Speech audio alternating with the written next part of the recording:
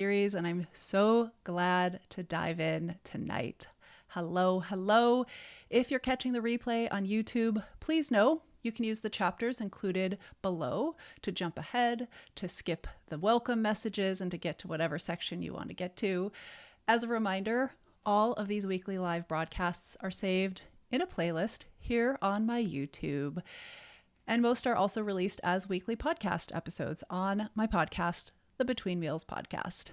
As a reminder, next week is going to be our last live session for a little bit while I onboard all the new folks into the Trust and Thrive Academy so I can give all of them my full and undivided attention. And if I'm being totally honest, this series hasn't quite received the support that I was hoping. I get a lot of folks asking for specific information, and unfortunately, we're just not getting the engagement and the views and the folks coming over here. So we might come back, we might not. I don't know yet, but I will be here next week for our last little episode or broadcast of this little mini season.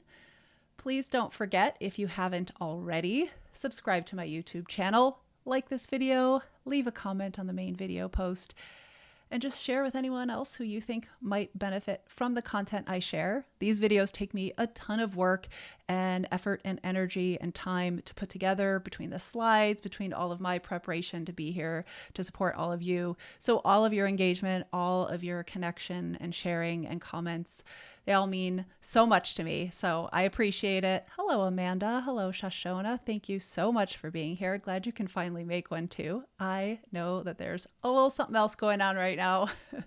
So I understand if your attention is a little divided. If you're new here, my name is Beth.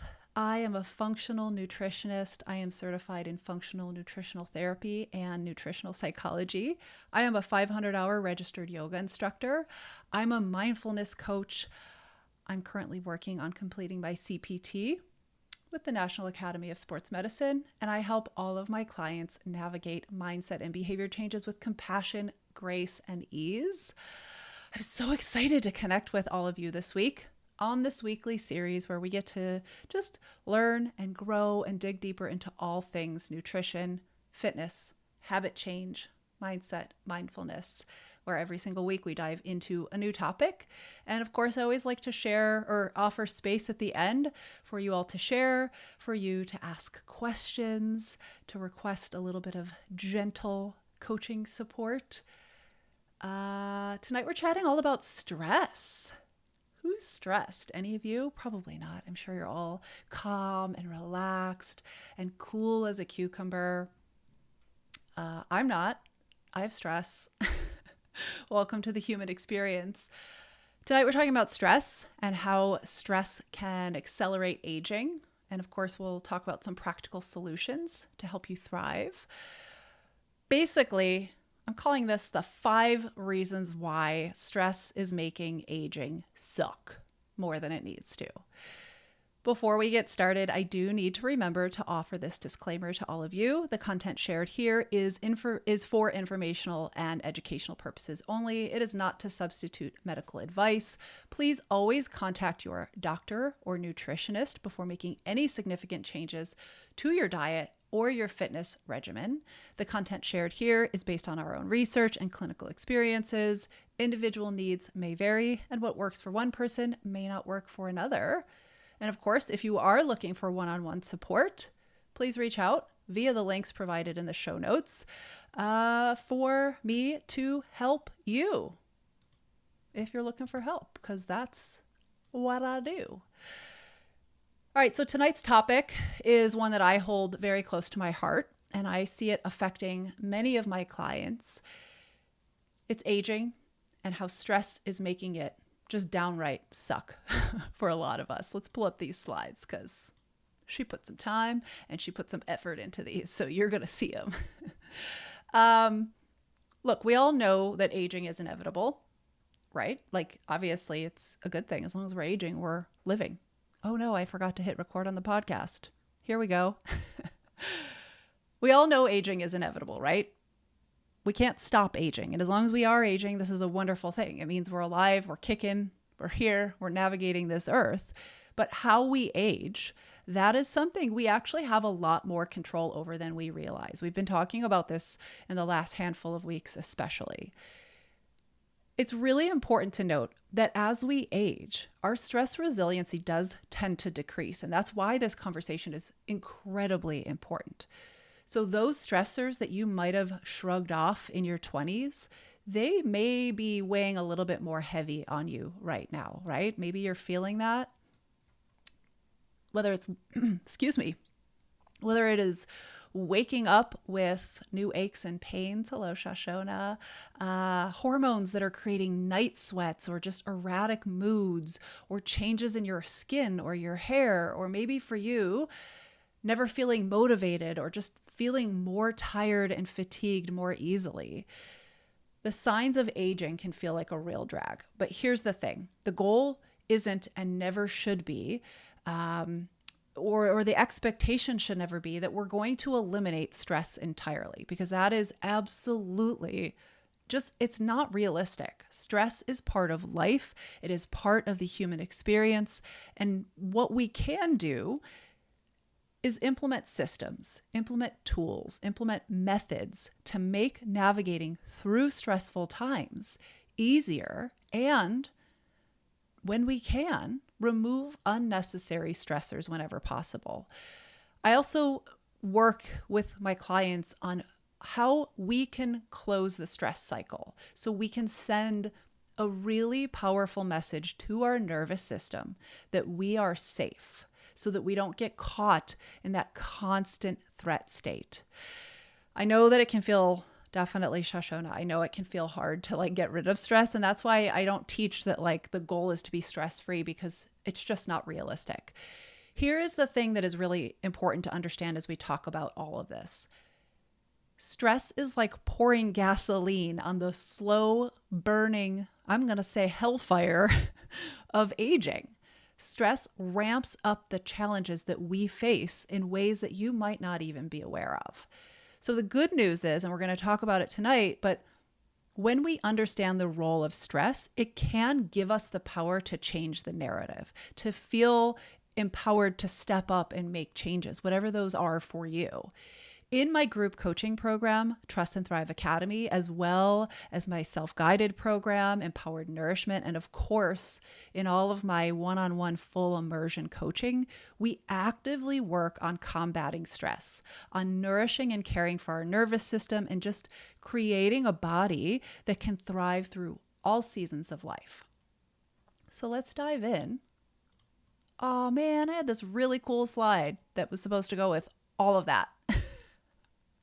This is what I mean. This stuff takes so much work and time and energy. And then I forget that I put time and energy into this gorgeous visual guide of everything I just told you. But there you go. But let's dive into reason number one, that stress is making aging suck, or the connection between aging and stress. And the first is the impact on our hormones. This is making things tougher than it needs to be across the board. These pesky little messengers, these hormones that run through our body. And again, I'm not just talking about reproductive hormones. We have hormones of stress. We have hormones of blood sugar. All of these hormones, they run through our body. They're creating these amazing pathways of communication. They're telling different things to do different things. They're calling the shots. And as we age, our hormones, they're already throwing a little party of their own, or maybe it's better to say a roller coaster ride. Chronic stress is like the uninvited guest who crashed that party and just starts to create unnecessary chaos.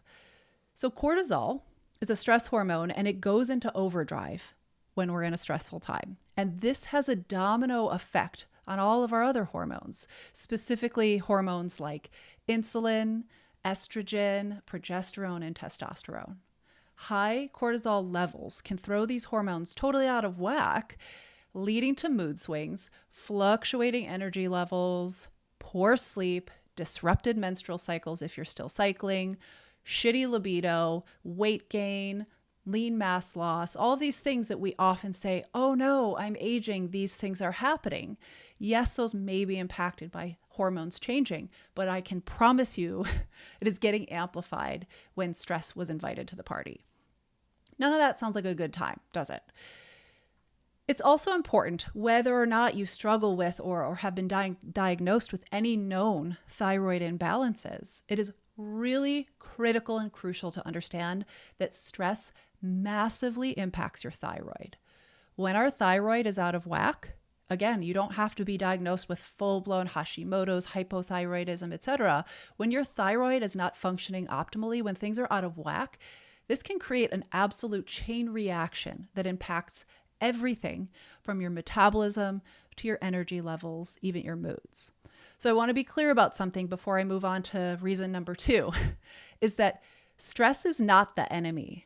In fact, some amounts of acute stress or short-term stress can be a normal part of life and can help with improving our stress resiliency and just, overall improving our overall health. Engaging in exercise is a stressor, but it's a controlled stressor that provides us many benefits. The key with all of this is always balance. And life is going to be stressful. As I said, that's a given. But we have a say in many of the stressors that we expose ourselves to and how, most importantly, we respond to those stressors, how full we allow our stress bucket to get, and most importantly, our mindset surrounding our stress and our ability to cope and deal with it. All of these are topics that we dive into inside of Trust and Thrive Academy, my 8-week small group coaching program, as well as inside of Empowered Nourishment. By having a deep understanding of our hormonal responses to stress, we have a shot at controlling how it affects us. Again, inside of these programs and in my one-on-one work, all of this is designed to help you figure out how to manage these hormonal imbalances through your diet, through lifestyle changes, and through stress management techniques. It's all about creating a body that can handle stress and still thrive, not just survive, which I think is what generally happens. It's not about eliminating stress, but managing it in a way that your body can cope without feeling like it's in this constant state of emergency. So let's dive into reason number 2, that stress is making aging suck and making you just feel worse than you need to. This is our gut health and digestion, and the connection with stress and with how we feel. There's this incredible sort of gut-brain axis, right? Or this gut-brain connection. If you think your brain is the only organ doing like really heavy thinking and deciding of how things are going to go, think again. We actually call our gut our second brain. And for good reason. It is home to this just really amazing, intricate network of neurons and a host of microbes that all play a really important role in your overall health. Here's the thing. I talk about this frequently with my one-on-one clients. I see it often and I deal with it myself. Stress will wreak havoc on this beautiful, complex system. If you are stressed, when you're stressed, blood flow decreases to your gut and digestive activity slows down. Like we actually get a sluggish digestive tract. And this leads to things like just general digestive discomfort, bloating, gas, inflammation, and even issues with nutrient absorption. It can also negatively impact your microbiome.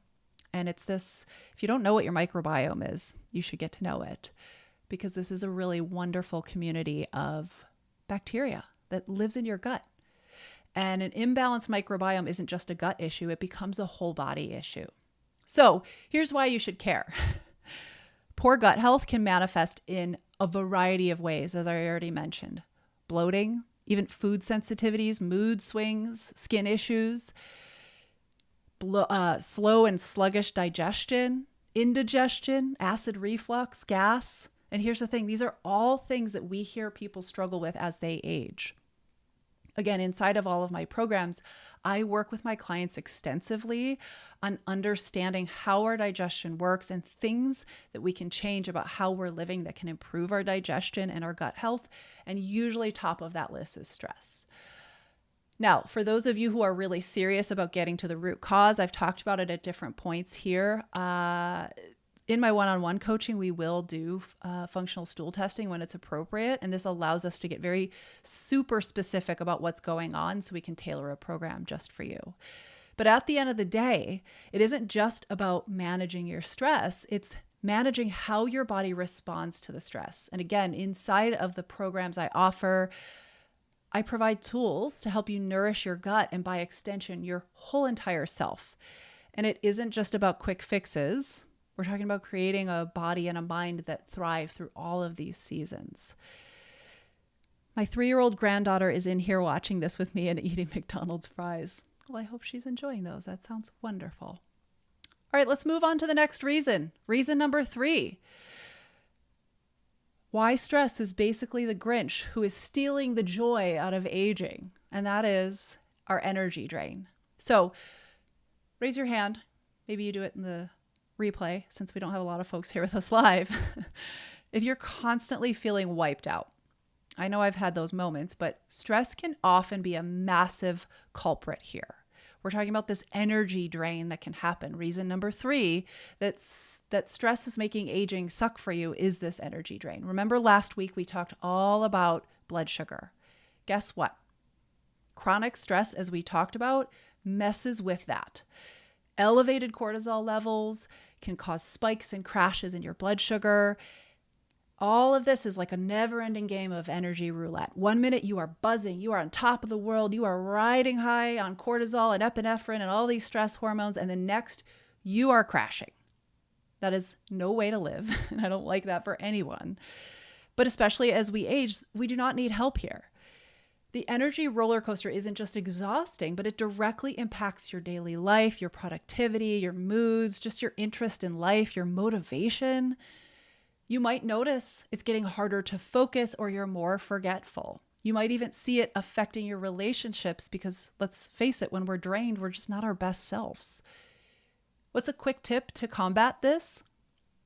I introduce my clients to something I call micro breaks. Sometimes it's just like 1 or 2 minutes, taking a moment from your day for 1 or 2 minutes to step away from what you're doing, to just take a few deep breaths, maybe do some light stretching, and just return to the task. The thing about stress management and working on our stress resiliency is that everybody thinks it has to look grandiose. It needs to be this intense breath work practice and, go to a sound healing ceremony every day and do meditation. These micro breaks might sound small, but small changes can lead to significant improvements. And again, you are sending a message to your nervous system that it is calm, it is safe, and it doesn't have to be in that fight or flight mode. Again, we go into this deeply inside of both programs, the small group coaching program, Trust and Thrive Academy, as well as Empowered Nourishment and in my one-on-one coaching.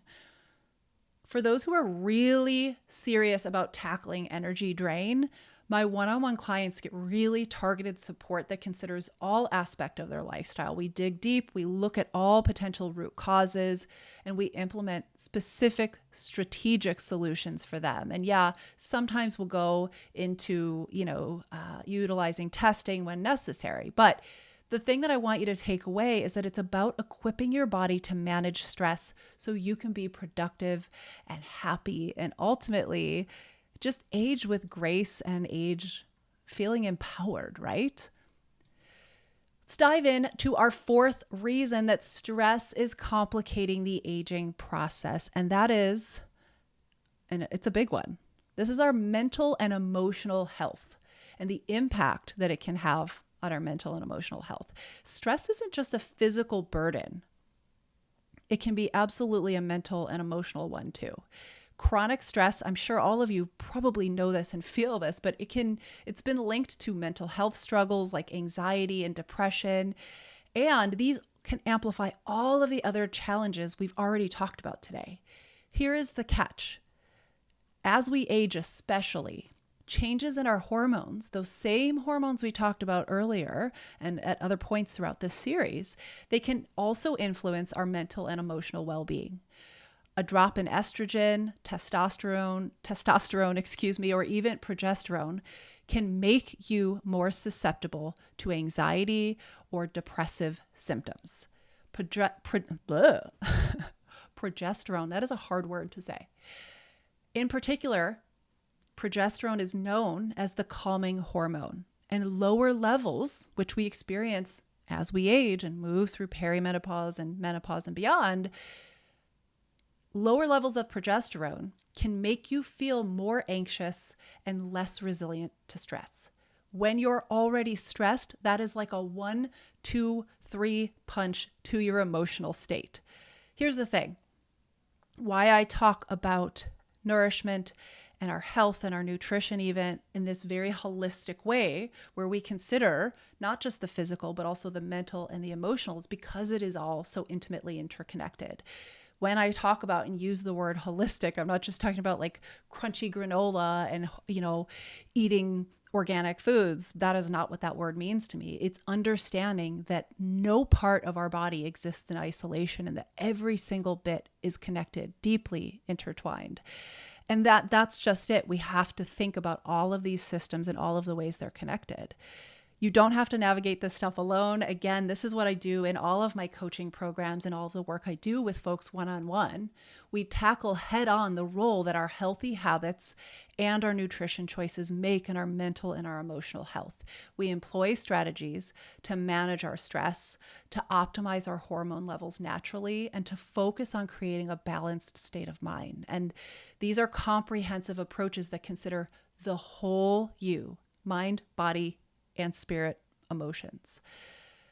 Quick important note as it concerns mental and emotional health. Hello, Kristen. Welcome.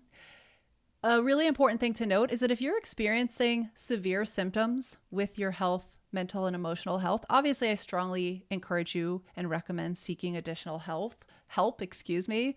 As much as I am trained to support your well-being, there are times when medication or therapy from a specialized mental health professional is obviously the best course of action. So to wrap up this number 4, reasons why stress is making aging suck. Hello, Amanda. Hello, Mark. Welcome. Let me just say this. Stress is sneaky. It creeps into every aspect of our lives, disrupting not just our physical health, but our mental and emotional health as well. And as we age, as I talked about with these hormones changing with age, this disruption can feel like so much more profound. When we are proactive, when we seek support, and when we take it one step at a time, we can change how we react to stress and how stress affects us. Hello, Chris. Hello, everyone. Hello, JBX. I hope you'll go back and watch reasons 1 through 4 about how stress is making aging suck, because we've already covered some really good stuff. You've come here for our final point, which is reason number 5, and that is accelerated aging. The reason stress is making aging suck because it's making aging happen faster. It actually ages you faster. I know no one likes wrinkles and gray hair, and it isn't just like about vanity, because who here hasn't secretly started to Google like, what is the best anti-aging cream and what do I do about my gray hair? But here is the kicker. And I love using vanity as an opportunity to help people pay attention to the things that matter in their health. I'm here for it. What you're seeing on the outside is often a mirror to what is happening on the inside, and no amount of moisturizer is going to fix that. I love you, but it just ain't. So how does stress fast forward our aging process? It comes down to cellular aging. Shoshona said, exercise has helped my crappy mental state as well. Absolutely. It is one of my favorite ways to combat a shitty mood is to move my body. Reason number 1, Carrie, was hormones. We talked all about how stress impacts our hormones and how that makes aging suck. And we talked about how our hormones are already kind of going on a little crazy roller coaster-like party, but inviting stress to the party is like chaos. It's like gas on a fire. So how does stress fast forward our aging? Cellular aging is exactly what's happening. Constant stress leads to something called oxidative stress. That means we are affecting our body on a cellular level, and constant stress also drives up inflammation. All of this means you're aging your cells faster than a banana in the hot summer sun. Good night, folks. Just kidding. That's really stupid. But imagine your body as a car running on high RPMs, pedal to the metal all the time. What happens? It is going to wear down faster, and the repair costs get more and more expensive, and they start to add up. The same thing goes with your body. So if you think about anti-aging if you think about anti-aging only as what can I put on the outside? What skin creams do I need? And should I get Botox? Let me tell you, it is so much more than that. If you want to focus on anti-aging, it truly starts at a cellular level. We have to look deeper than just our skin. And this means we address inflammation and we reduce oxidative stress. And the ways that we can do that, it's our nutrition. It's our lifestyle choices, even things like mindfulness techniques. Yay, Shoshona did more exercise tonight in honor of me. Wonderful. You are welcome, Carrie. Inside of Trust and Thrive Academy, my group coaching program that starts in like 5 days. So there is still space for y'all if you're interested, as well as Empowered Nourishment, my self-guided version of the nutrition foundations that I teach inside of Trust and Thrive Academy, and especially my one-on-one coaching. We focus on sustainable strategies that are just so much more than your skin, ways to improve your vitality and your health that help to combat the BS of aging. We work on a cellular level by focusing on these really critical foundations that we've been talking about here, making changes that help you feel younger and more vibrant. If you're just trying to focus on how to get rid of crow's feet and you are ignoring your stress, you're essentially just painting over rust. So you got to kind of work on a full body tune-up to keep it in this fun, cute little car analogy. So I do want to open it up for questions now. And as I do wrap things up, I want you to walk away from this conversation knowing, and I do have some solutions on the next slide, so don't worry. I do have some things to think about, but I want to open it up because of the awesome delay and leave you space to ask questions. But I want you to walk away from this conversation knowing that stress doesn't have to be the villain in your aging story. We cannot stop the clock, but we can absolutely influence how we age. So let me talk about a few things that you can do. You're probably wondering, okay, how can I make stress less stressful? How can I make aging a little bit easier? This is where we dig deep and we get a little tactical. This is something I talk about. I call it the 4R strategy. Reduce, replenish, replace, and recover. And that's how we increase our stress resilience. What does this mean? I'll give you a quick breakdown. To reduce, thank you. I appreciate that. I appreciate you too. And thanks for always being here. Yay, Kristen. I walked home from work today trying to exercise more. I love that. I hope it was a nice walk. I love my daily walks. They make me so happy. All right. So reduce. Ask yourself how, as I said, we're never going to get rid of all of the stress, but we can start to break it down. And this is something I do in all of my programs. I offer really strategic tools to help you really look at your stress critically. You have to ask yourself, how might I be able to reduce incoming stressors? Where might you be able to create boundaries to protect your peace? What is actually in your control? There are so many things in our life that lead to stress, that fill up our stress bucket that you cannot change. And when you try to focus on those, you will drive yourself mad. However, start to look at the things that you do have control over. What is in your control? I believe that when it comes to stress management and increasing and improving our stress resilience, it starts with making intentional choices to lessen what drains you, or better said, because I teach the stress bucket analogy, to lessen what is filling up that bucket.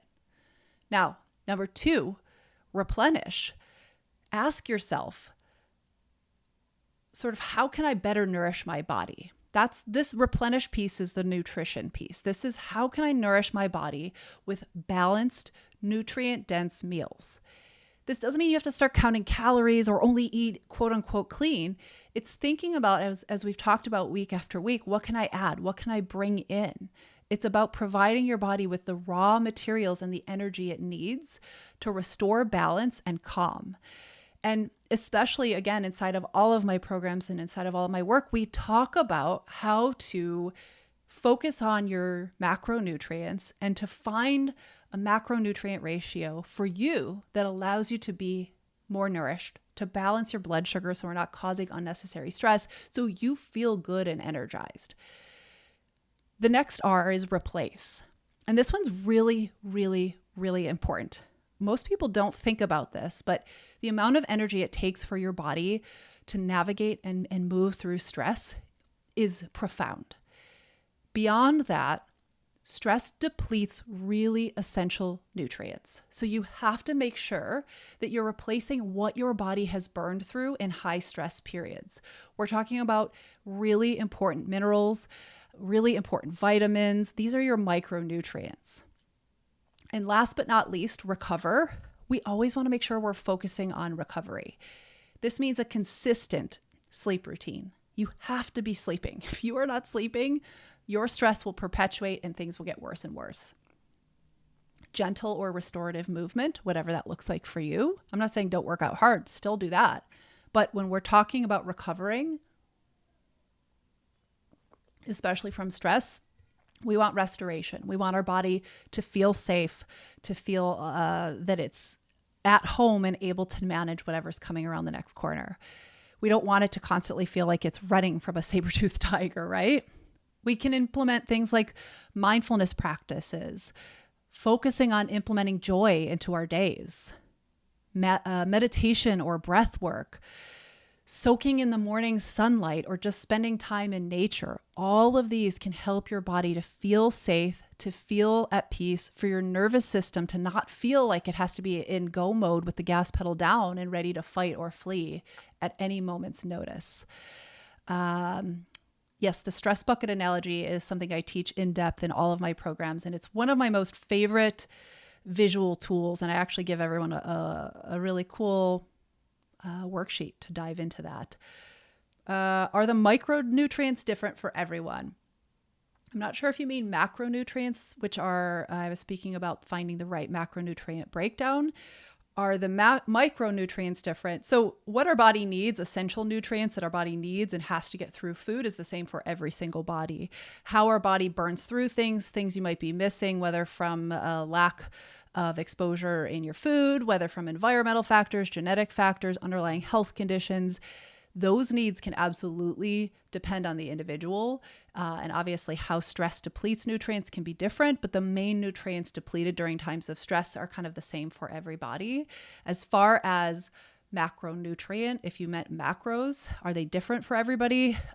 Yes, it's very dependent on the body, your personal health goals, underlying health conditions, age, height, activity levels. There's so many factors. Obviously, there's sort of foundational aspects that kind of remain the same, like how much of certain things, and obviously the essential nutrients you must get through your diet, things like amino acids, those are the same for everybody, but how much everyone needs and the ratio of those very dependent on the individual. And that's something I go in depth in all of my programs. And again, with individuals, specifically when I work one-on-one, we find your perfect, if someone's looking or interested in tracking that data, we find those perfect numbers for you and we adjust based on your goals. We want to be thinking nutritional adjustments when we talk about these kind of final solutions or things that you should be doing, practical solutions. We want to be thinking about our nutritional adjustments, like we talked about last week, eating to support balanced blood sugar, which helps you to avoid unnecessary stress on the body. Finding the right balance of energy intake. What I mean by that is the amount of calories that your body needs to thrive. And of course, that balance of macronutrients for you and your body's needs, as we were just talking about. Nutritional adjustments and stress is also looking at making sure you're eating in a way that reduces inflammation or doesn't cause unnecessary inflammation. It's prioritizing eating more mindfully at mealtime. Lifestyle choices is thinking about including planned exercise in your days, right? Lifting weights, walking, cardio, not overdoing it, but also not becoming sedentary either. Both can be incredibly stressful to the body. It's making sure to consider taking those micro breaks that I mentioned for deep breathing or a quick walk or a short meditation. Never, ever, ever forget the power of mindfulness to keep your stress bucket from overflowing. And again, that doesn't have to be meditation or breath work. It can be journaling. It can be a gratitude practice. It can be time in nature. It can be just making space in your days for joy, something that I think is critically overlooked. In fact, when we experience joy and pleasure, we release something called oxytocin, and you've probably heard it talked about during childbirth and post-childbirth. When a parent is nursing their child, we release this hormone, and it's called the joy hormone, oxytocin. And in fact, it's been shown in research to directly oppose our stress hormones. It works almost as like an opposite. So stress hormones go high. When oxytocin is released, it lowers those stress hormones, calms the body, puts you into more of that rest and digest parasympathetic nervous system dominant state, which is where we'd like to be the majority of the time. So you don't have to start breastfeeding to experience that, but we can get that oxytocin hit by making space in our days to find joy. As I said, if this stuff sounds overwhelming or it feels like too much to take on, structured support and coaching that I offer through all of my different options and offerings does just that. In my group coaching program, Trust and Thrive Academy, which starts next Tuesday, in my one-on-one coaching and inside of Empowered Nourishment, we break these down into bite-sized, actionable steps that you can easily incorporate into your daily life. I would love to hear, for those of you on the call with me live, if you have kind of a go-to stress practice, something that you do every day or often to kind of help your body to feel safe, to kind of, as I call it, press the brake pedal and to sort of slow your roll is the best way I say it. Mark A said, Mark and Beth, two soothing storytellers that definitely relieve stress. Thank you. I appreciate that. Mark also said, my stress bucket at work is always full. Feeding a stadium full of drunk, rowdy football fans that sounds like a lot on your nervous system. Something I didn't get a lot of time tonight because I don't like these to be as long as I would like for them to be, because I'd be on here for hours every night to be fair, because I love talking about this stuff. But when I teach the stress bucket analogy, it isn't just what is filling my stress bucket up and how do I stop having the stress bucket full, take away the things filling it up, because as I said, not everything that's filling up your stress bucket is within your control. To use Mark A's example, you can't just quit work tomorrow. I mean, maybe you can, but most of us don't have the luxury of just stopping working. We have to work, we have to earn a living, and your job may be the job you need to have in this moment of life and then in this season. So you can't change your job. You can't change the weather. You can't directly change politics and the government in this exact moment or other things, the news.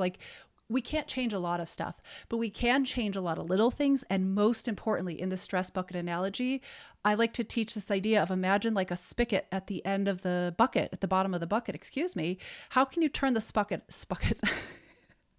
How can you turn the spigot on to empty the bucket or lower it a little so that you don't wake up in the morning and your stress bucket's already at 98% full? So what might that be for you? Chris shared, I cry and then exercise. I love that. Crying is so therapeutic. Lately, I go into the gym to work out, and sometimes I cry and then I work out. Carrie said, I water my veggie garden. I love that. Jeremy said, I have found playing sports to be therapeutic, but if I'm looking to calm down, I definitely use music and occasionally tapping. Oh, that's wonderful. I know tapping is very powerful for a lot of folks. Mark A shared, football off season is my hiking season, and I play disc golf. Now this new hobby of photography is fun. Ooh, I love that. Those are great.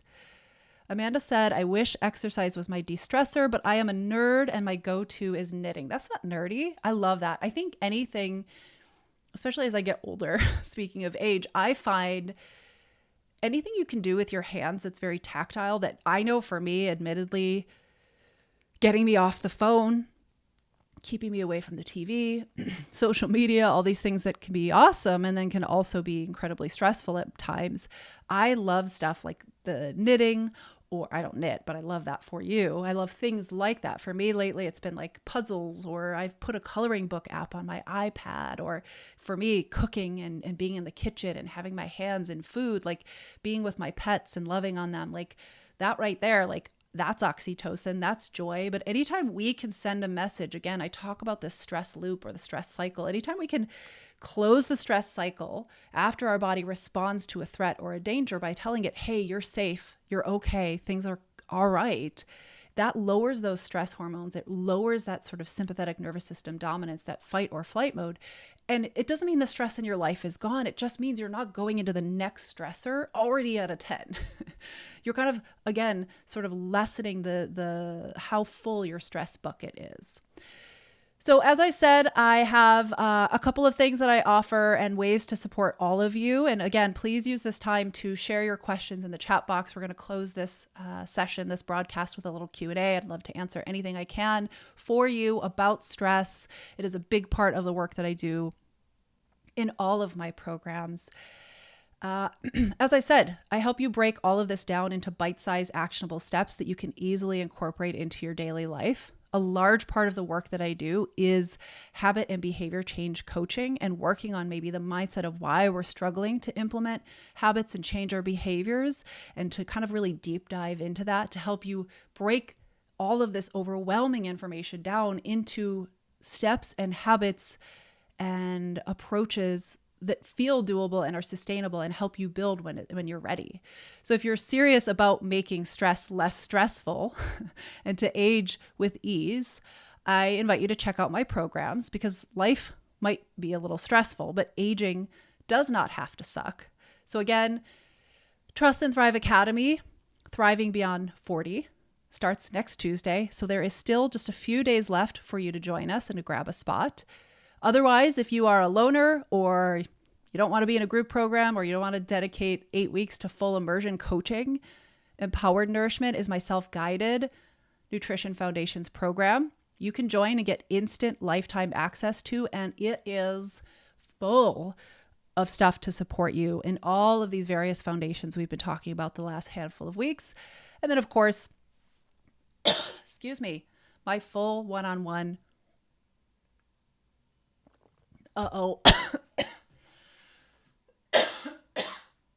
talk amongst yourselves. Oh no. Has to sound really great to all of you. Stay hydrated, friends. I am actually very hydrated today, but usually I do these calls on Wednesday evenings because I do not have client calls all day. But on Thursdays, I do. And I've been talking all day, if you can't tell. Of course, one-on-one full immersion coaching programs. Application is in the show notes. In all of these, we dive into solutions in a structured, easy to follow manner, giving you tools to not just manage stress, but to thrive despite it. So just because life might be stressful does not mean it has to suck. And aging does not have to suck. All right, let's open it up. Questions, thoughts, things you want to share, things you want to know. How can I support you? We covered a lot of ground today. Again, if you joined us late, I encourage you to go back and check out some of the earlier reasons why stress is making aging suck for you. But now it's your turn. Questions, need some clarity. Maybe you've got some personal anecdotes to share. I love learning from other folks how they manage stress, because we all have such unique ways. But let me hear from you. Let's see. Amanda said puzzles are the best. Yeah, I just got into them, and I just did a Halloween spooky puzzle, and it was awesome, and it was so relaxing, like so relaxing. Edward said, age with ease sounds nice. It does. And I think it should be easy, and I think it doesn't have to suck, and it doesn't have to be scary. And I think that we can absolutely support ourselves in these seasons that feel a little clunky, and everyone makes it out to be this awful time. And I think it doesn't have to be. Can I answer any questions? Anyone have any thoughts about stress and aging? Now's the time to ask. As I said next week, next week is our last week for a little bit while I take a break, while I focus on my folks joining us in the Trust and Thrive, Thriving Beyond 40 special launch. We have 8 weeks together. They get all of my attention, plus all of my one-on-one clients. So I'll be taking a little break. We might come back with some lives. We might not. I don't know. We'll see. I appreciate all of you being here. It's so wonderful to have your support. I appreciate you, as I started off the call saying, these take me a lot of work, or these take a lot of work and a lot of time and energy to put together. So I always appreciate your engagement here on the live and of course on the main feed. And anytime you share with folks or engage, ask questions, share with me, it really helps me a ton. So I appreciate it. Amanda said, I am more concerned about stress than actual aging. Yeah, I mean, like I said, I think it'd be wonderful to imagine that we'll never have stress again. I think, unfortunately, a lot of our stress increases. I'm on a delay and I saw you were choking. Do you need help? Is the delay that long? Well, it was for me. I accidentally hit pause. I'm fine. That is a very, very, very delayed. I'm fine. What if I died? I'd be dead. Well, now I know that you were dead. Just wanted to make sure that you're not dying. I'm not dying. I am alive. And I'm okay, but I appreciate you. Do you know how to do Heimlich or CPR or any of that if I need it? No. Cool. He's already done taking care of me. Anyhow, yeah, the stress. It gets worse as we age. It gets harder to navigate. But I also think when you have a plan, when you have strategies, when, as I always say to my clients, it's about building like a toolbox or a little tool belt of things, methods, strategies, tools. And like some types of stress require other tools, and other types of stress get other ones. And it just depends on the season of life you're in. The delay on here is so interesting because by the time I've had this conversation with Mark and he's left, by the time it makes it to the chat, I'm like now trying to move on. I would be dead and it would be stressful. Probably more for him than me because I'd be dead. So yeah, can we call him a knight in shining armor? He said that he paused my live and the only reason that he came in was because he thought I was choking, but I think it was a full 5 minutes ago. So I don't want that knight. Do we have a different one? Jeremy, great question. Jeremy said, maybe this was already covered. Is there a good kind of stress?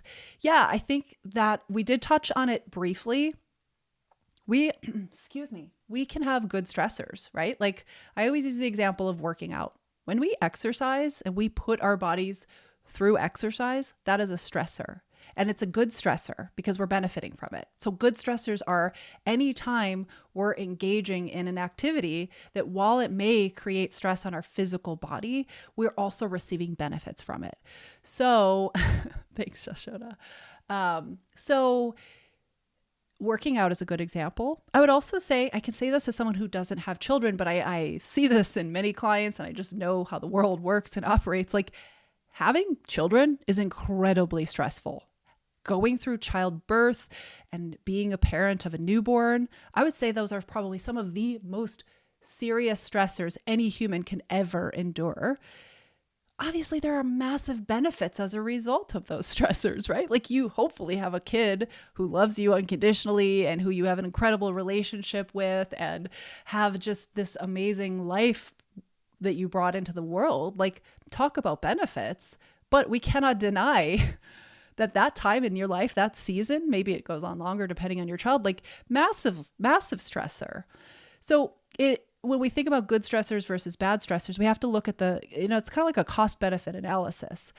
It helps our body to go through healthy stressors like working out, even going into a sauna or a cold plunge, massive stressors on the body, but theoretically provide incredible benefits. So while it's causing stress to our nervous system, you're also receiving benefits from it. And by going through stressors like that provide benefits, but also give you an opportunity to bring your body back to a calm and relaxed state. When we work out, I always tell people, if someone said to you, hey, do you want to increase cortisol? Do you want to raise your heart rate?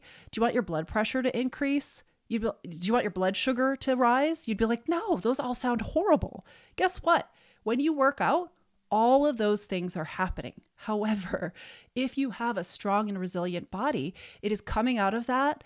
And I think about it like practice for other stressors. You're creating a body that understands how to navigate stress, to thrive and to come out of it and say, hey, we're still good. We're calm. Next time another stressor comes in, we'll navigate it. We'll go through it. Then we'll calm the hell down and go back to a place of calm and safety and parasympathetic dominance. So great question. Absolutely important. What I will say is a stressor is a stressor is a stressor. So if your stress bucket is full and or currently already overflowing, I don't care how good the stressor is and the benefits it provides.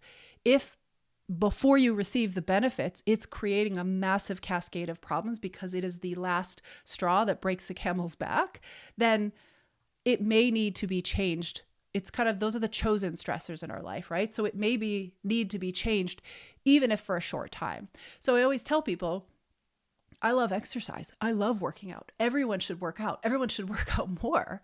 But if your exercise is adding significant stress to your body and to your nervous system at a time that you're already overwhelmed, then your exercise may need to change to something much more calm and restorative until you're kind of in a better place. And that's why we kind of pay attention to how our body's responding, pay attention to the biofeedback and those biomarkers, adjust, and know that whatever season you're in is likely temporary, and you may need to change again when things are different.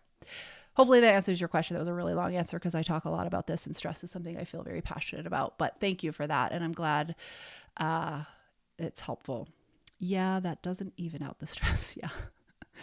Yeah, people love saunas. I think, like I said, if your body's at a place where it can handle it and it doesn't cause stress that is kind of the tipping point, then I love that. And if you don't have a sauna and you never step foot in one, you'll also be okay too.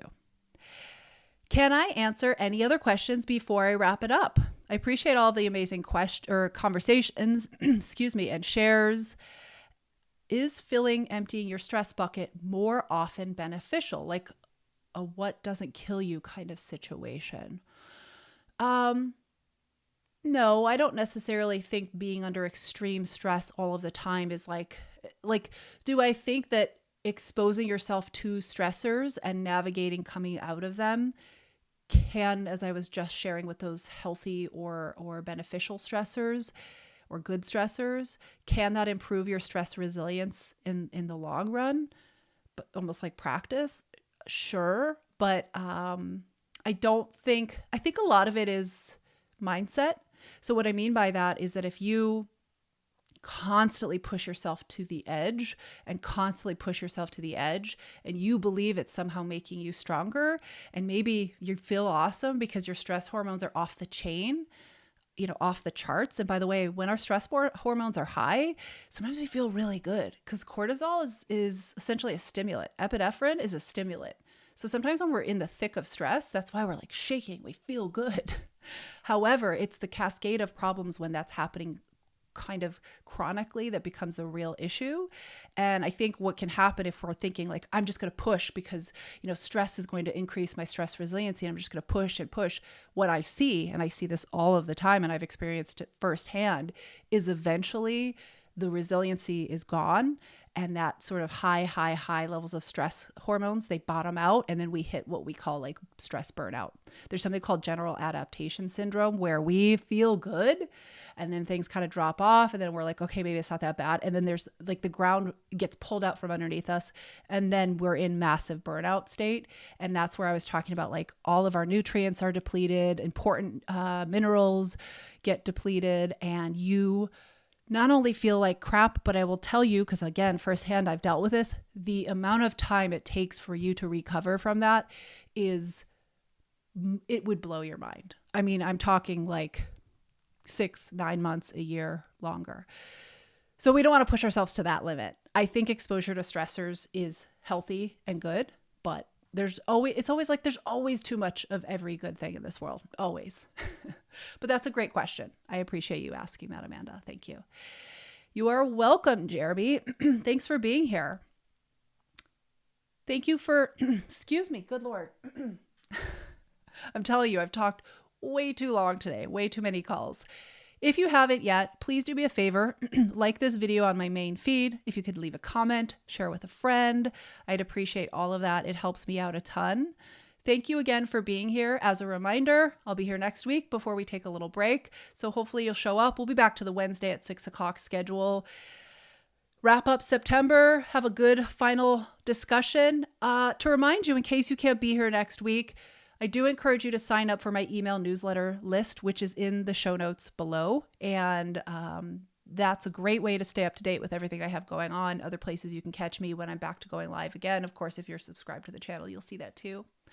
All right. It's been awesome chatting with you all. I appreciate all of you and your support. I hope this helped. I hope it brought a little bit of insight. I hope it gave you some things to think about. Maybe you'll start prioritizing your stress management and thinking about it a little bit differently, especially as you age. Okay. Talk to you all soon. Thank you so much. Be well. Happy Thursday. I almost said happy Wednesday.